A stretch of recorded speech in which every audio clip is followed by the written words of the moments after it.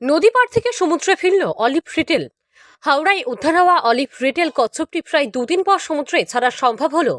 বিশালাকৃতির সামুদ্রিক কচ্ছপটি নদী পাড় থেকে উদ্ধার করার সঙ্গে সঙ্গেই স্থানীয়রা নদীতে ছেড়ে দেওয়ার চেষ্টা করে। সেই সময় অনেকেই মনে করেছিলেন যে পথে সাগর হয়ে নদীতে এসে পৌঁছেছিল কচ্ছপটি, হয়তো সেভাবেই ফিরে যাবে, কিন্তু চেষ্টা করেও তা সম্ভব হয়নি। অবশেষে দীর্ঘ কয়েক ঘন্টা চেষ্টার পর স্বাভাবিক পরিবেশে কচ্ছপটি ফিরিয়ে দিতে পেরে দারুণ আনন্দিত বন দপ্তর এবং পরিবেশ কর্মীরা। দ্রুততার সঙ্গে অলিভ রিডেল কচ্ছপটি সমুদ্রে ফিরিয়ে দেওয়ার ঘটনাকে অনেকেই সাধুবাদ জানিয়েছে।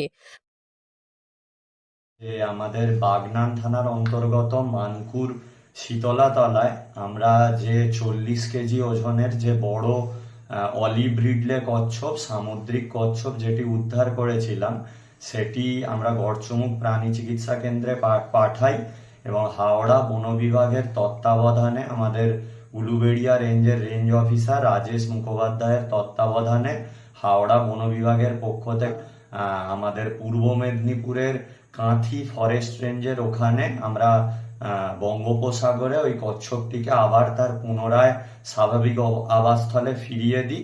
30 কেজি সামুদ্রিক অলিভ রিডলে কচ্ছপটি গড়চুমুক চিড়িয়াখানায় নিয়ে যাওয়া হয়।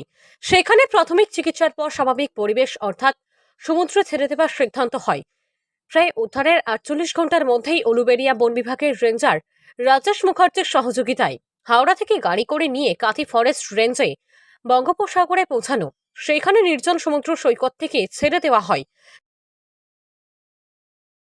এবং কচ্ছপটি চিকিৎসকেরা পুরো চিকিৎসা করেন, তারপর তার ফিট সার্টিফিকেট দেন এবং তারপর আমরা ওই অলিভ রিডলে কচ্ছপটিকে গতকাল আমাদের সমুদ্রে আবার তাকে আমরা তার স্বাভাবিক আবাসস্থলে ফিরিয়ে দিই।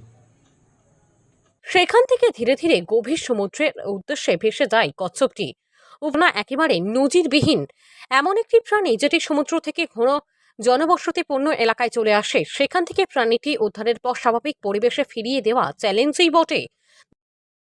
হাওড়া থেকে রাকেশ মাইতির রিপোর্ট, লোকাল 18 বাংলা।